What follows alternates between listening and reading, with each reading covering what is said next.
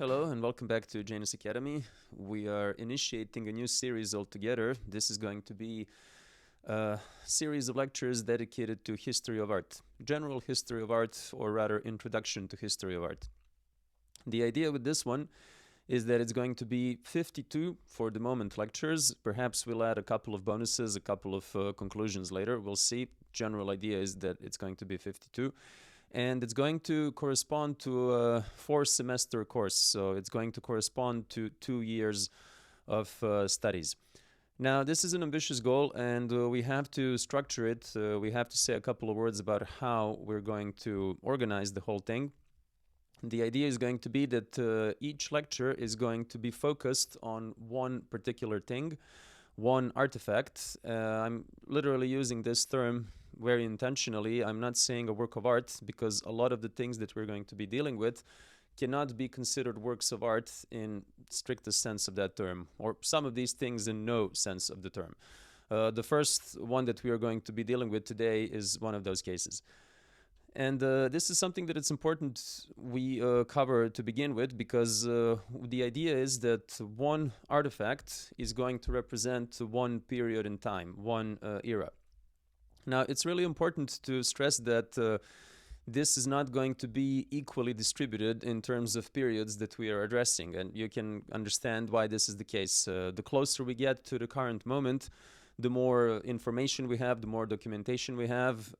We could say that anywhere from 19th century onwards, we begin, and that's fairly late on, to have very decent archives, very decent traces.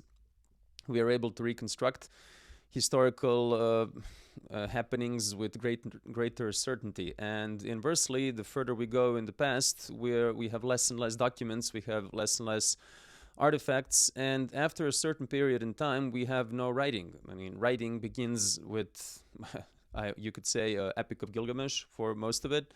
We consider this to be the first written document in general. And this is basically 25th or 26th century BCE. So you could say that it's very, very recent in terms of historical development. Now, I'm saying this because the optics that we are adopting here are much wider than some other histories of art that we've been dealing with thus far. And this takes us to the first point of reference, I would say, that is important to mention in this particular discussion, that is going to encapsulate not only what we're dealing with today in this particular lecture, but what we're going to be dealing with throughout the course. And I'm choosing a reference, really. I think this is the most famous general introduction to history of art ever written, ever produced. I'm talking about Jason's History of Western Art. To my knowledge, there has been 8 editions thus far. There may have been more, depending on where you're going to be, when you're going to be watching this video. But it's important to stress that we're going to assume a somewhat different optics than Jensen. Now, the reference is, very obvious to anyone who has ever studied history of art. This is the first thing you have to deal with, is Jensen's History of Art. And I think it's rightfully done. It's a very well-made introduction to general history of art, Western at least. It doesn't really cover all of the world in exact detail, in exact the same amount of detail. Now, I want to, before I continue talking about Jensen, this is really important, I just want to briefly go back and say that not all of periods are going to be covered with the same amount of detail. If we go further back into the past, we're going to be skipping over literally hundreds of thousands of years. And then as we continue, as we progress, we're going to be skipping over thousands of years. And then when we get to, let's say, the 18th or the 19th century, then we're going to be skipping over decades. When we start approaching contemporary art, we may be only skipping over years. And again, this makes sense because the closer we are to the current moment, the better documented it is. But the further we go into the past, well, the less documents we have. This is important to mention up front because a lot of the first lectures, I would say a good 9 or 10 of them, are going to be mostly based on anthropological and archaeological and historical assumptions and theories. In many of these cases, we can't really be dealing with facts. We don't know. We don't have enough traces. We don't have enough clues. Of course, certain theories make more sense than others. We're going to try and make it as academically sound as possible, but it's important to say up front that a lot of this is really in the realm of theory and speculation. When we get to the realm of what is a fact, or if we can talk about facts in this particular field, we'll be sure to say it. But in the meantime, we are mostly dealing with speculations and more or less well-informed theories. Now, back to the Jensen example. Why do I think this is important to stress out? Well, the fact is that this is a broadly accepted general introduction to history of Western art. And Jensen decides to begin with cave art. Now, if you go to, again, the latest edition that I had in front of me when I was preparing this, he begins with an example of cave art that takes us back 15,000 years before current moment. And this is not terribly old, really, and you will understand why I say this in a minute. Of course, it is very old in one particular way, but in others, not that much. It really depends how you define humanity and how you define human development, and what is your frame of reference when we're talking about history of humanity. This is something we'll address a bit later. Now, when we're talking about cave paintings, you could say that while Jensen begins with a cave painting that's 15,000 years ago, we could say that later evidence points to the fact that we may have had cave paintings as early as 40,000 years ago, and some evidence even suggests up to 75,000 years ago. This changes things, I would say, not drastically, but considerably. However, both of these dates, or all of these three dates, pale in comparison to what we take as the first step in this entire journey.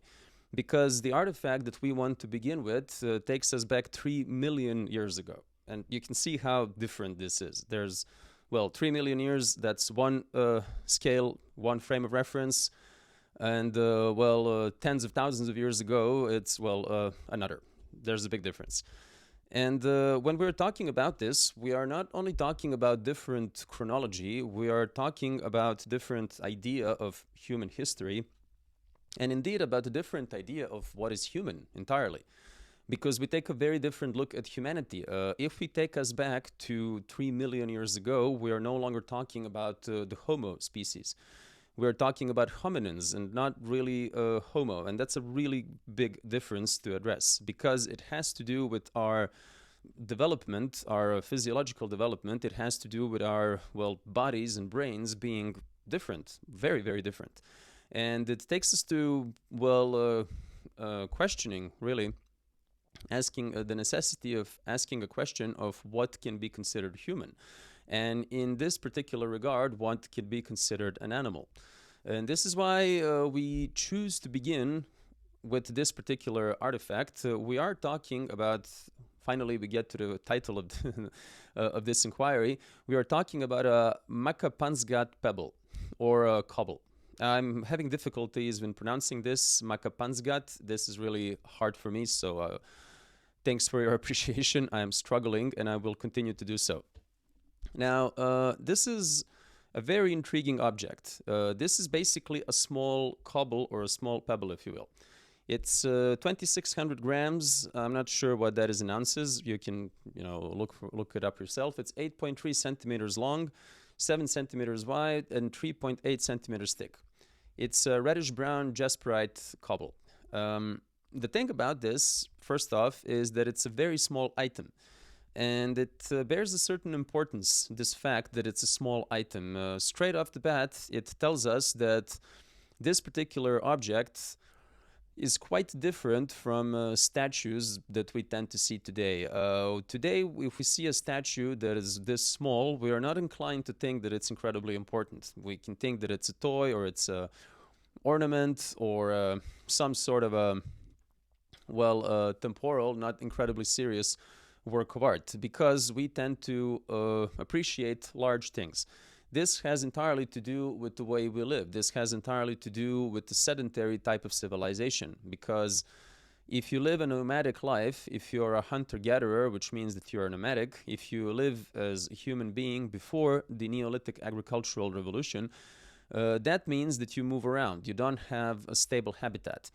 It also means that when you move around, before we have invented the wheel, I mean, way before, like millions of years before, you cannot really carry a lot. And this is something that we're going to be coming back to over and over and over again. It's something that is really important, because it's only with the sedentary lifestyle that we start having monumental works of art. We start thinking about architecture and large statues and things of that nature. But before this becomes possible, when we talk about art, when we talk about statues, we talk about really, really small objects. And all of these prehistoric statues tend to be very, very small.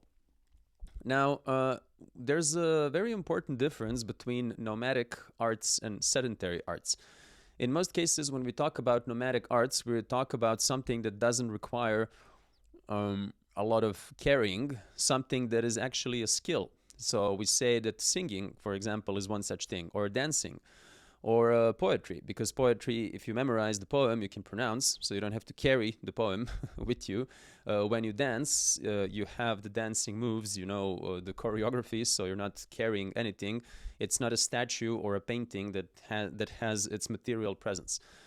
So these are nomadic arts. Whereas on the other end, when we become sedentary, we start having sedentary arts. Again, things like temples and houses and later churches and whatnot. Statues, of course, being the prime example. Now, of course, before the sedentary lifestyle becomes a thing, we also have statues, but they're very, very small. And I think the size is an important thing here. Now, I want to say a couple of words about where this particular pebble was found. We're talking about the Makapan Valley, which is what figures in its title, Makapansgat Pebble. And this is in South Africa. So it was found not very far from an Australopithecus settlement. This is where we get into the domain of assumption. Now, we can say that it was Australopithecus that found this particular pebble that has given it its status of possibly, like not really, but possibly a work of art, or an artifact at least. But this is not something we can confirm. We're going to come back to that in a bit, and we're going to talk about Australopithecus in a second. But the point is that this is not a confirmed fact. It's just that we've found a settlement of Australopithecus, and then we found this pebble in it. So it's really something that may have been a later later attribution, and something that may have nothing to do with it. But we are going with the assumption that is the following. We've had this pebble found a couple of miles away from the settlement of Australopithecus, and it was recognized by a certain individual, and then it was carried back to the group. It was carried back to the community. And this is something that we're going to be focusing on. Now, we want to say a couple of words about Australopithecus. The title itself, the etymology, is one of those curious cases where we have a Latin word and a Greek word. I was never a fan of these. Australis in Latin is really the southern. It points to the south, hence the continent Australia. And Pithecus really has to do with the notion of an ape. It's like the southern ape. And it really takes us back to the moment in human development that is, again, before the Homo genus, and before we can properly be talking about humans, or at least the way we understand them today. What we can say about this particular period of the development of humanity is that proto-humans, hominids rather than humans, are certainly bipedal. We are walking upright at this point in history. This is 3 million years ago. And we are using tools. This is the very beginning of us using tools, 3 million years ago. The tools we use are made of stone. This is why the whole broad thing is called the Stone Age, the Paleolithic. Now, the way we use stone is interesting because it's, again, the very beginning of proto-humans using tools, because we use stones to cut other stones. It's a stone-on-stone affair. And you can imagine that, usage of tools here is very primitive and very limited. So we're really chipping away at other stones and making them sharper. We're then using them as tools. This is something that goes on for, a while, this particular usage of stone tools. And usage of tools is something that is incredibly important. When we talk about works of art, when we talk about art in general, we have an entire course that is dedicated to the question of what is art. One of the assumptions, one of the possible theories on what is art is that art has everything to do with skill. When we talk about the Renaissance, that's the whole thing. And you can imagine that skill has a lot to do with tools. Usage of tools is really something that defines humanity as such. It's not just a question of art, it's a question of what defines a human. How is a human different from an animal? Some animals, of course, also use tools, but not to the degree that we do. We tend to think about tools, and we think about the possibility of making a tool. We are talking about the possibility of abstract thought. This is a very important thing, that you can conceptualize a tool before you make it, that you can actually see it in your mind. Excuse me for using such a primitive, crude language.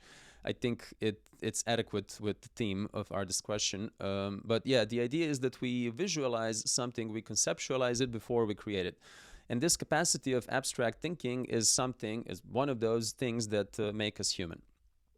Now, stone is really important because stone has a lot to do with our idea of the sacred. It has a lot to do with intelligence. It has a lot to do with how we see the world, how we communicate with the world.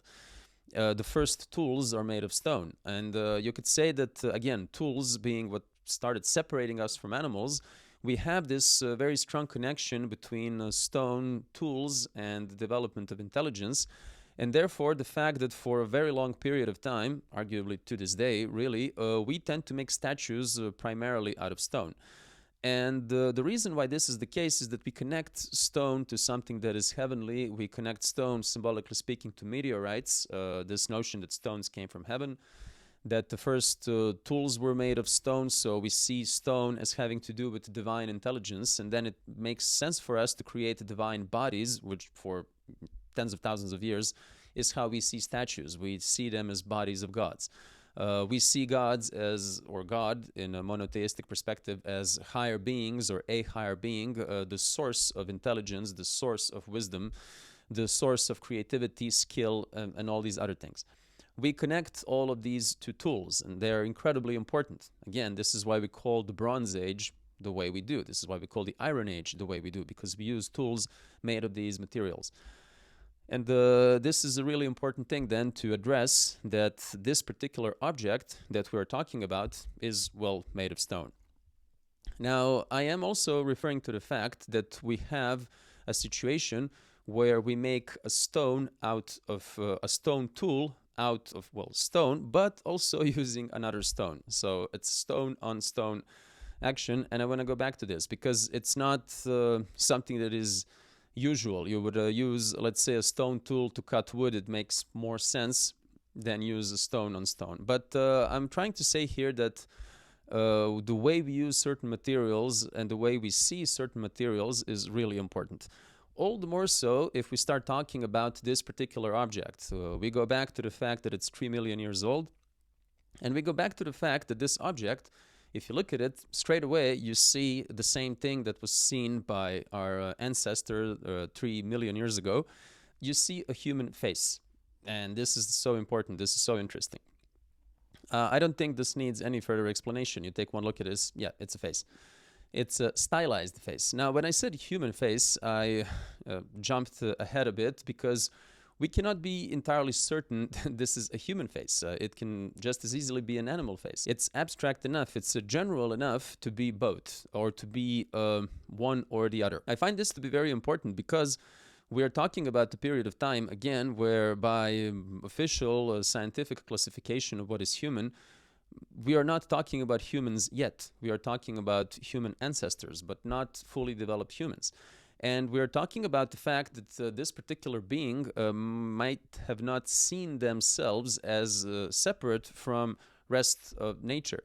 Now, in this course on what is art, we were talking about, well, different ideas on what is art, and we were talking about learning and understanding the world and explaining the world as one of the functions of art. And we were also talking about the community as one of the functions of art, being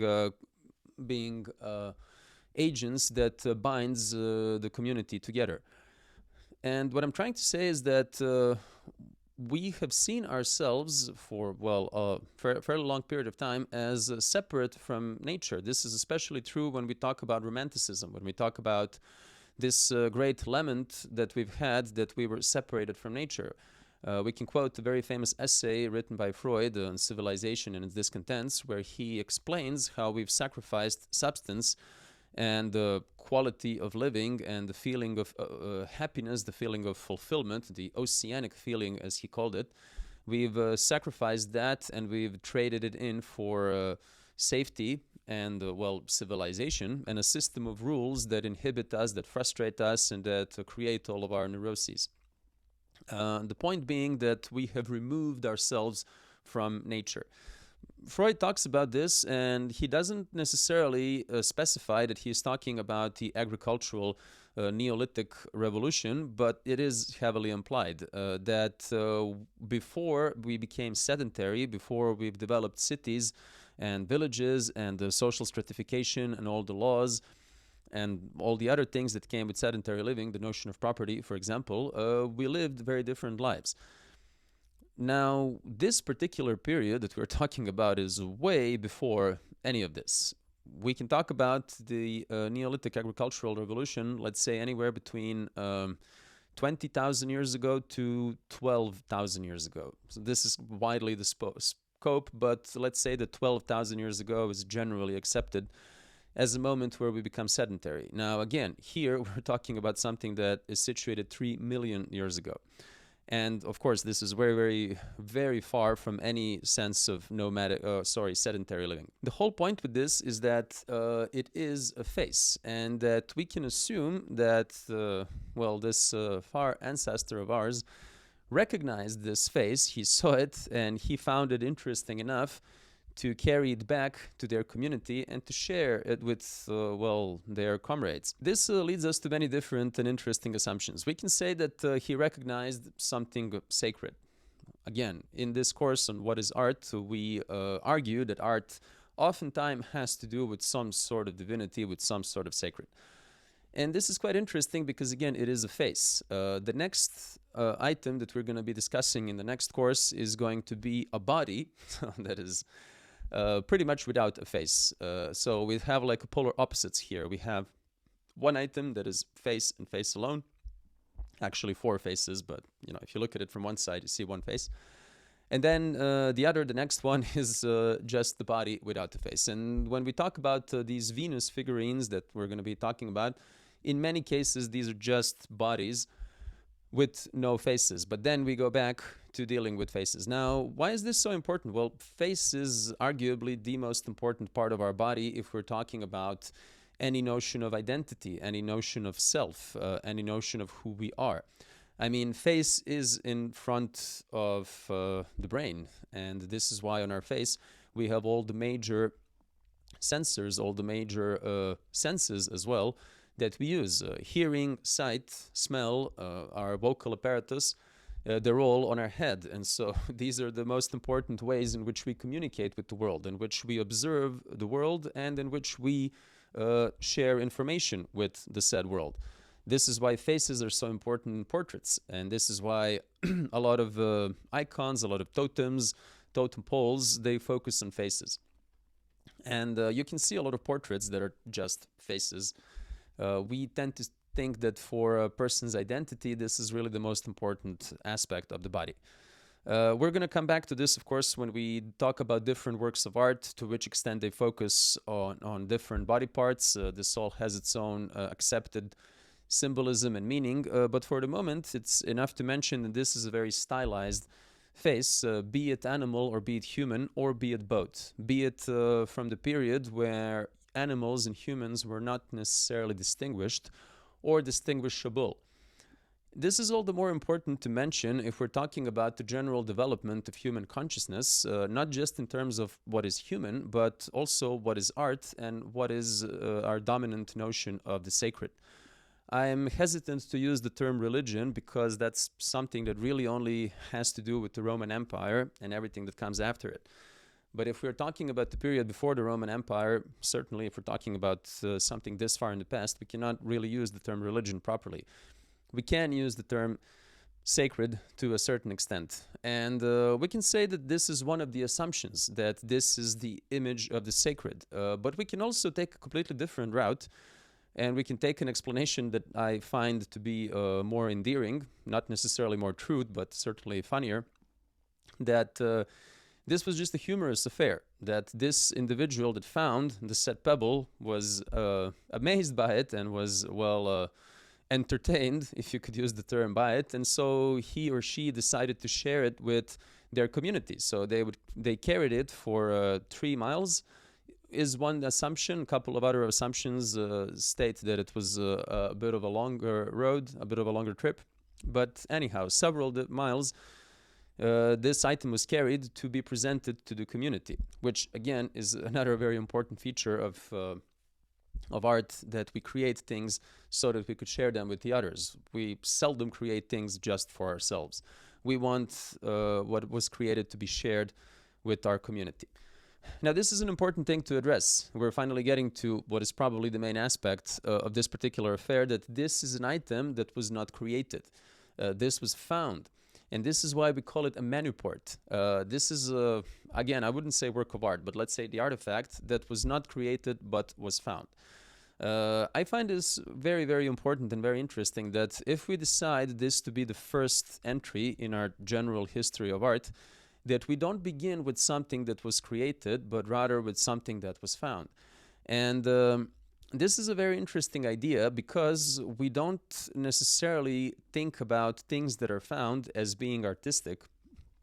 We have this notion that art needs to be created. When we were talking about art is having to do with skill, like the Greeks when they say techne, which then later the Romans transliterate as ars, then we have the term art. They are talking about physical skill of creating things, but as an artisan would. Like if you're very skillful in creating tables, you have techne for that. Anyhow, this is a completely different idea of what is art. It's that you can actually recognize things and you can attribute value to things. You don't have to create them. And this too can be seen as artistic and creative in its own way. Now, this takes us to basically the difference. I'm going to stick with the Greek context for a bit longer here, although I'm aware that it's completely inapplicable. When we're talking about Greek myth and Greek gods, this is extremely anachronous. So we're talking about, let's say, pre-archaic or archaic creations that we're then applying to something that took place, 3 million years ago, again. It's a very anachronism, but I'm just going to do it for convenience, because we're all more or less familiar with Greek myth, and we're all familiar with symbolical meaning and symbolical roles of Greek gods. What I'm talking about here is generally the dynamic and the tension, if you will, between gods Hermes and Apollo. We have Apollo, who is a god of, creativity, if you will. He is initially the god of sun, so the most solar deity, and the most Greek of all of Greek gods, because he's the only god that was actually created in Greece. All the other ones were imported. But he is initially the sun god, who then evolves into being the god of arts, the god of all of arts. He is the leader of 9 muses, daughters of Mnemosyne, memory, and every muse, of course, is protectress of one particular art as they were recognized by the Greeks. But Apollo is kind of their leader. The embodiment of principle of creativity. On the other end, we have Hermes, who is the god of thieves, the god of travel, the god of all these mischievous affairs. But amongst other things, he is also the god of interpretation. And this is why we have the field of hermeneutics, basically interpreting, explaining. If you work as a tour guide, you're kind of dealing with hermeneutics, whether you like it or not. The idea is that these two deities are, in a certain level of tension, because you can be creative as an art critic or as an art interpreter, or you can be destructive. Again, as an artist, you can be creative or you can be destructive. We're going to go through many different examples of this. But the point is that you can, theorize about art, or you can create art. And when we get to a certain moment in history, you can say that these two principles blend, especially if we start talking about the early 20th century and then whatever comes later after that. we're talking about more and more theory and less creativity. Certainly not in this particular way as the Greeks understood it. Certainly not having a lot to do with techne, like skill that you have in your hands, in your fingers. Now, I'm talking about this and I'm making this very broad connection between the beginning of the 20th century and 3 million years ago, because there's a very strong connection between this initial first artifact being a Menoport and the work of art that defined the 20th century, that defined the era of Dada, and then later what would become conceptual art. I am, of course, talking about Marcel Duchamp's The Fountain, that you probably know as the urinal. Its name is The Fountain. This is also a Menoport. This is not something that was created by Duchamp. It was basically, well, I wouldn't even say discovered, but taken by him and presented as the work of art. And this is an interesting analogy to be made, because we have this idea that we thought was so groundbreaking and so scandalous and so innovative back when it was presented by Duchamp, that you don't have to create a work of art. You can actually just recognize it. You can just see something and then frame it, if you will, or contextualize it rather, and then say this is the work of art. Meaning that as an artist, you can be an interpreter, not just a creator. So this is where we get to Hermes and Apollo. You can see something in nature, witness its beauty, recognize it, isolate it as such, and share it with the rest of the world. And then you can be considered an artist for doing so. Indeed, Marcel Duchamp is one of the most influential artists of the 20th century. I wouldn't necessarily say the best, because that would then open a whole can of worms on what is good and how you define it, and depending on how you see art and whatnot. But he is, without a doubt, one of the most influential artists, because he was one of the principal powers that shaped the 20th century and a good deal of the 21st century. We are still living in the period, this has been recorded in February of 2026, when conceptual art is going strong, and it's one of the most important, arguably, forms of art, one of the most important genres of arts. Saying that this is a funny thing, that Duchamp did something in the beginning of the 20th century, and then that something was seen as an incredibly revolutionary, novel, scandalous, innovative, what have you act. But it takes us back 3 million years ago, like the oldest artifact that we can think of in existence, really, that we are aware of. And the very first act of art, this is really important, that this act of recognizing a pebble and saying, oh, this actually looks like a face, and then thinking that it's either sacred or it's funny or it's just curious, wanting to share it with the community, so picking it up from the ground, carrying back to the settlement, possibly discussing it, sharing it with the others. This is really the very first notion of art that we can talk about. And this, if we adopt this as a starting point, then we see what Marcel Duchamp has done, not as an incredibly revolutionary, tongue-in-cheek, provocative act. We see it as taking the whole thing back to its roots. It's just that we did not necessarily know that this were the roots of art, because this pebble was discovered in the 20th century. And I'm pretty certain, I have to check this, but I'm pretty certain that it was discovered after Duchamp has made his big statement. Therefore, Duchamp was probably not aware of this whole thing. It was probably not in his, horizon. So it's, I think it was discovered in, I'm looking at it right now. It says it was discovered in 1925, and Duchamp's work was titled 1917, so there you go, a couple of years before. Similar period, though. Now, when we talk about general function of all of this, we are talking about what is art and how we're defining it from the very beginning.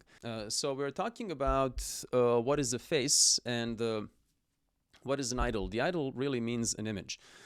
We have this whole idea of pareidolia, that is basically recognition of face in nature.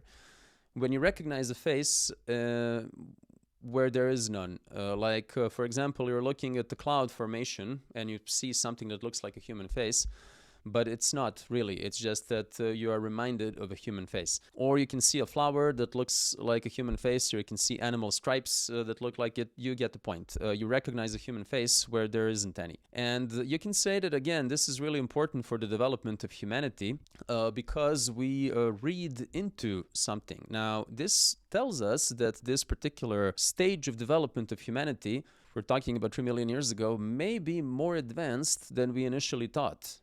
We generally don't think that people had the capacity, well, people, again, proto-people, hominids, that they didn't have capacity of abstract thought.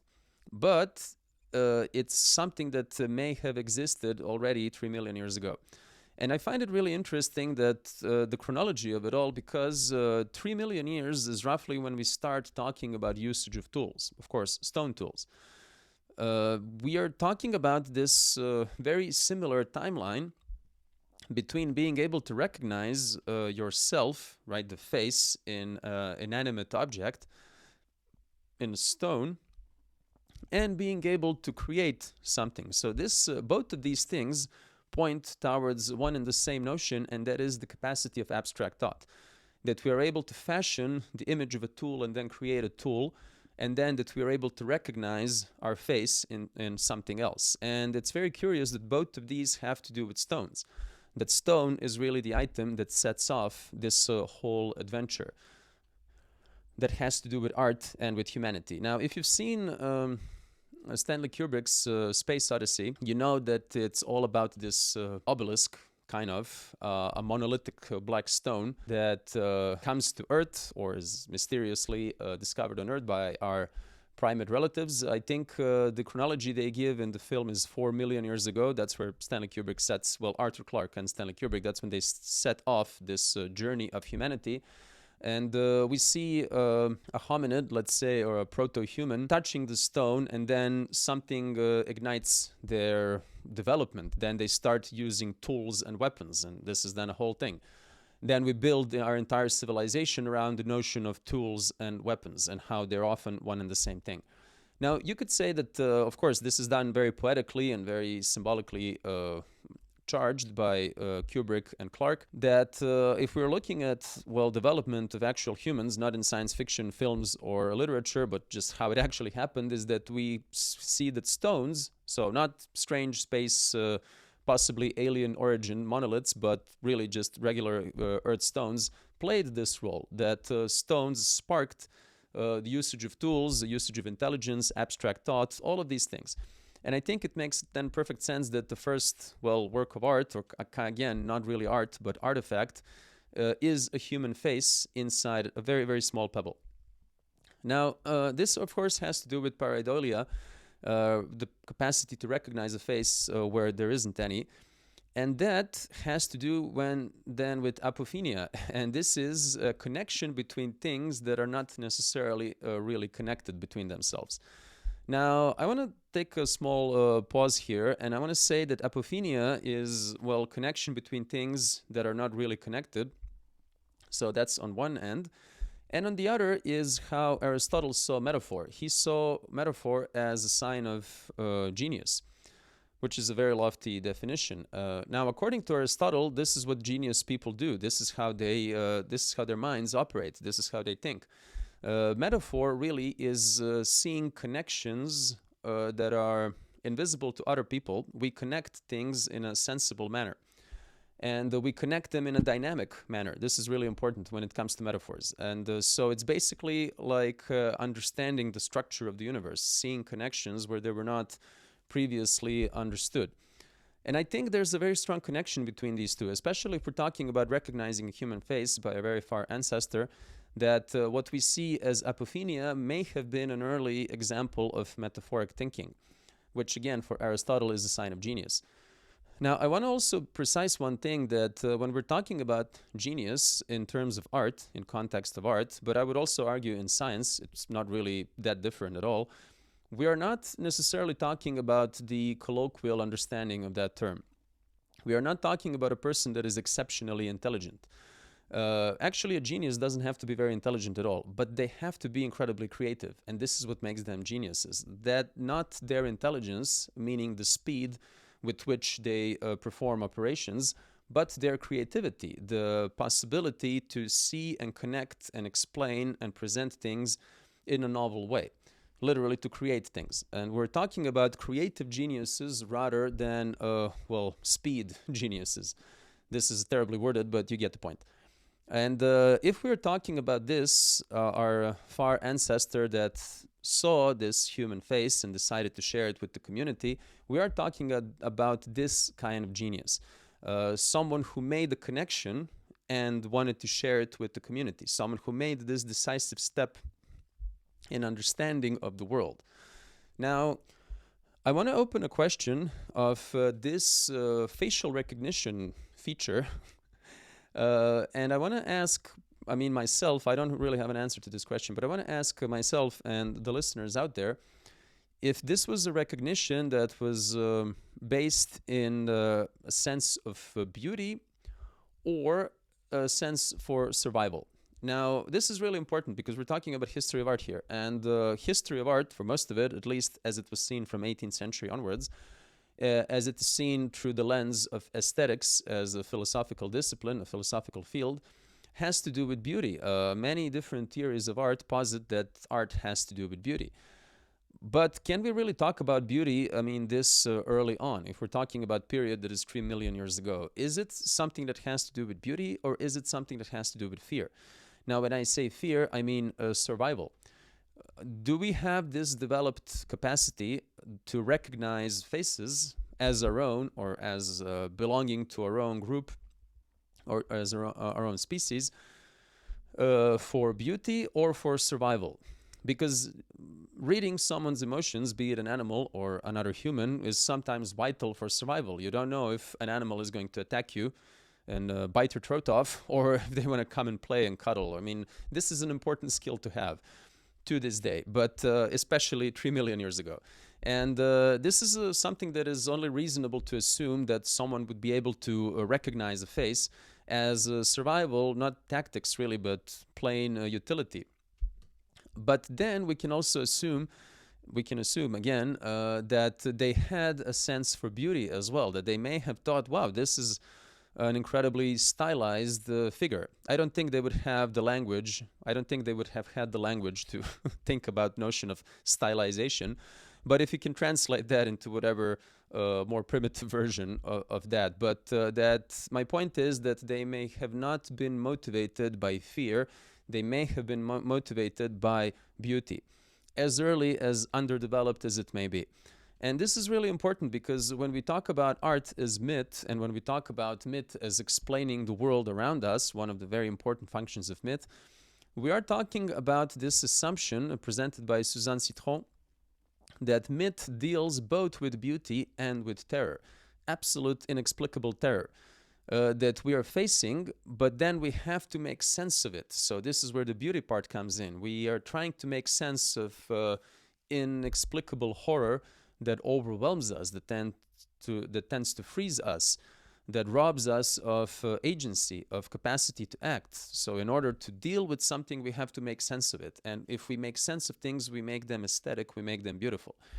And this is what takes me to thinking about, is this something that was recognized as beautiful, or was it just recognized as, a thing that was, again, funny or comic or just plain interesting? Now, it's also important to think when we are speculating about what this really is and what was its function, to acknowledge that we were able to recognize a face, and possibly a beautiful face or beauty in face, long before, very, very long before we were able to create it. We don't have, any evidence of created items for another, millions of years, really. And again, this takes us back to this question, this takes us back to Duchamp. What is the act of creation? Is it act of recognition, or is it act of physical, building of an item? Be it a painting or a sculpture or a house or a photography or what have you. But the idea is that if we take this to be the very first artifact or even a work of art, we are expanding the very idea of humanity. What is human? And what does a human do? What is defined as human action? And this is a really important thing. When we're talking about consciousness of the world, we are talking about these things developing at the same time. And indeed, one does not happen without the other. Development of our consciousness of what is art and what is artistic, all the while knowing that we are not really talking about the concept of art before the Greeks, and this is, again, very late in human history. It goes together with the development of consciousness, because if we situate the beginning of history of art 3 million years ago, we're talking about development of consciousness that is very, very different. Now, it's time for us to open this whole question of chronology, and it's time for us to present a couple of dates that are instrumental in our proper understanding of this whole thing. Now, when we're talking about humanity as such, we have a couple of very important, dates that we deal with. Let's say that the strictest, most conservative definition of what is humanity, what makes humans what they are, is the usage of complex linguistic systems. And this would basically mean that humanity goes, in this particular form, 100,000 years in the past. That it's been 100,000 years that we've used complex, linguistic systems, languages, and that this is how we define humanity.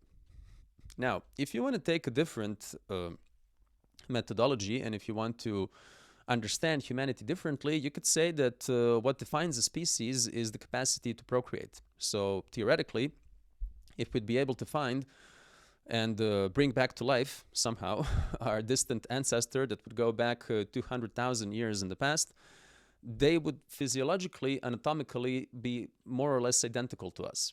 There would be no considerable difference in how we look, and we would be able to procreate with them. Now, some recent findings suggest that this may go as far as 300,000 years in the past. But let's say that 200,000 years in the past, this is like a conservative estimate. Now, this would then mean that we can label humanity and what is human in terms of 200,000 years, which is already double than 100,000 years. So this is a little less conservative assumption. Now, we can then go to 800,000 years. The Smithsonian Institute argues that we've started using fire in a more definitive and stable manner, intentionally so, 800,000 years ago. Different researchers, different institutions will vary in their estimates. Some will say that it goes 1 million years in the past. Someone will say that it goes 1.7 or 2 million years in the past. It really depends if they're thinking about accidental, sporadic use of fire, or if they're thinking about systematic use of fire. I think that Smithsonian Institute really argues systematic use of fire that is constant. And with this, we can say, okay, 800,000 years in the past is when we started using fire. And then probably what happens, since we are thermically influencing our food, we are preparing our food with fire, we are beginning the process of digestion outside of our bodies. This makes all the protein in the food more readily available for integration, and our brains start developing. And it's in between 800,000 years in the past to 200,000 years in the past that our brains grow exponentially. They grow much larger than they ever needed to be. This is a whole story of how we evolved into something that was entirely different from initial design. We grew way more intelligent than we ever needed to be because we started using fire in this particular way. But if we think about fire, it's not just to prepare food, because you sit around fire for warmth. And this is, again, an incredibly important social agents. People sit around fire for warmth, then they tell stories, then they eat, then, they dance around the fire. They do all these ritual and ritualistic affairs that are basically the birth, the conception of our culture. I mean, sitting around a fire, there's something incredibly archetypal and highly symbolic about it. So you could say that usage of fire in a systematic manner is one, checkpoint in the development of humanity. And then if we want to go back to, if we want to further enlarge our definition of humanity, we can say that it's a usage of tools. Of course, stone tools. And this will take us anywhere to 2.7 or 3 or 3.3, I guess the most generous estimates go, million years in the past. And if we take the middle road, if we say, okay, 3 million years in the past, we see, well, this exact chronology. We see that we start using tools roughly the same time when we start recognizing things. So we go back to this assumption that this may be like Kubrick's, that is Clarke's monolith, that stone that sparks the whole journey of humanity, and then, of course, the whole journey of tools and the whole journey of art. What is art? Now, this is a very interesting thing to develop from this point on, because it takes us to the very idea of learning. Again, one of the theories on what is art is that it has to do with learning. It has to do with didactics, that art teaches you things, that makes you a better person, etc. Now, it's really the notion of mimesis that Aristotle argues people learn through mimesis. Mimesis really comes from mime. It means imitation. We learn by imitating. Now, Girard, much later, René Girard, will argue that we not only learn, we do, but we also copy pretty much everything, especially other people's desires. We see a person lusting after another person, and then we start doing the same thing.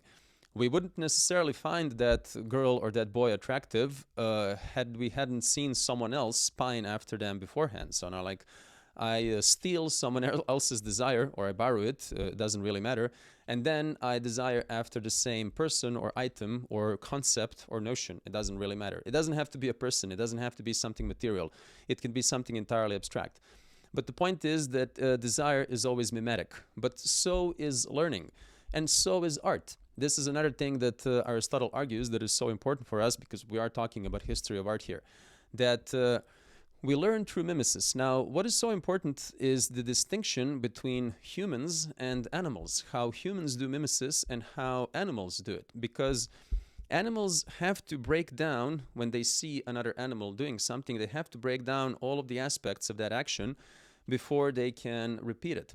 But we humans, we don't necessarily do that. We are much more superficial in our understanding of the world, and this is actually a benefit that enables us to integrate incredibly complex actions without thinking or without breaking down or deconstructing every aspect of that action. So we can just repeat very, very complex actions without necessarily understanding them. And this is how we soak things up. This is how children learn when they grow. This is how you learn language, for example, just by repeating, through repetition. And I find it so interesting if we think about mimesis, if we think then about representational art, if we think about realistic art, that for a very long period of time, art was, well, more or less realistic. We could recognize things that were communicated to us with works of art. Now, they could be crude or less crude. They could be incredibly sophisticated. If you look at Hellenistic statues, they're incredibly realistic, sometimes too realistic, like they go over and beyond. The statues present us with muscles where there aren't any muscles, really. If we think about Baroque, then again, we have this exuberant, exaggerated physique. But let's say if we think about classicism, not necessarily neoclassicism, because then that gets distorted as well pretty quickly. We think about this idea of realistic depiction, realism, let's say, in art to a certain extent. And this, of course, has to do with mimesis. It has to do with us replicating the world. So this, again, takes us back to this very first work of art, where we say, oh, someone actually recognized themselves or their species or their community inside this tiny stone pebble. And this is what is so interesting about it, because we're talking about a fundamentally human trait. We're talking about something that defines our entire culture, our community, all of the community dynamics. Girard made his entire career and his entire research, that I think was glorious and incredibly important and influential, about mimesis and how it disrupts community, of how it creates mimetic crises, of how it then engenders sacrificial mechanisms. And he does amazing analysis talking about it. And the whole idea is that something that is the very essence of how we learn, of how we create or recreate, is also something that disrupts and ultimately risks to destroy our community. And it all goes back to mimesis, of us recognizing and recreating things either in other humans or in nature as such. And this is a really important thing, and we're going to start wrapping it here because we're almost out of our hour. This is important because we're talking about a period of time when we're not entirely certain to be removed from nature, where this connection between humans and nature is still pretty strong, or so we assume. We are not entirely divided from nature because, again, we are not entirely Homo species at this particular point. But we have the beginnings of it all. We are at the very roots of humanity with all of this. And again, I think that it's adequate to begin this inquiry into history of art, not with cave paintings because they come much, much later on, but with this, because this is at the origin of everything. Us recognizing ourselves in a natural, inanimate object. And this is really important, that we don't necessarily recognize ourselves in another. This comes much later, but we recognize ourselves into something that is made of stone. And this takes us back to, well, animism as such. This idea that spirit flows through the entire universe, and spirit, with a capital S, if you will, is present in everything, in trees, in rivers, in forests, in plains, and mountains, and animals, and humans alike. And that we can recognize a thing because same spirit drives us and resides in that thing. Now, what is really interesting about this is that if we assume, again, existence of animism as like a proto-faith in a way, proto-notion of the sacred, we have animism, shamanism, totemism, and then later we have polytheism, monotheism, and how they develop. We only go back to 100,000 years in the past. Again, there's a famous image you can easily find on the internet. It's called the tree of religion or the tree of myth. You can find it under two appellations, and it really is presented as the tree, where you have animism as the very root and the trunk, and then it branches off into different sections. And of course, a lot can be said about it being kind of generalized and abstracted and very 19th century-like in that approach. But it gives us a general idea of what is going on. Now, the point is that this only goes back 100,000 years in the past. And here we're talking about something that takes place 3 million years in the past. So again, you can see it's 30 times more than what we initially assumed.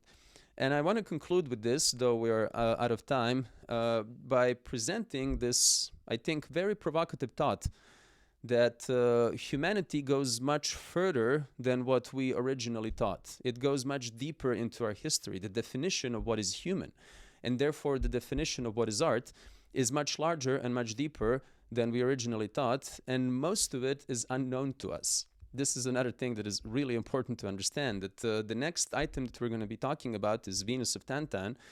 It's a figurine that goes back to 500,000 years in the past.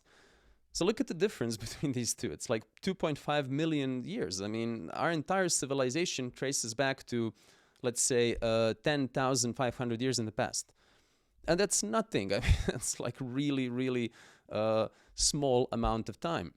And even if you want to include cave paintings and all of it, we can say, okay, let's be incredibly generous with all of this. Let's say it goes back 75,000 years in the past, although it doesn't really. But again, let's be really generous. It's still nothing in comparison to these chronologies that we're discussing here. And again, most of this is very much unknown to us. I would like to conclude with this. Sorry, this took longer than initially expected. The part at the beginning was necessary. We had to give the introduction to the entire course. You will forgive it, I hope. I will see you soon, and thanks for your attention, and goodbye for now.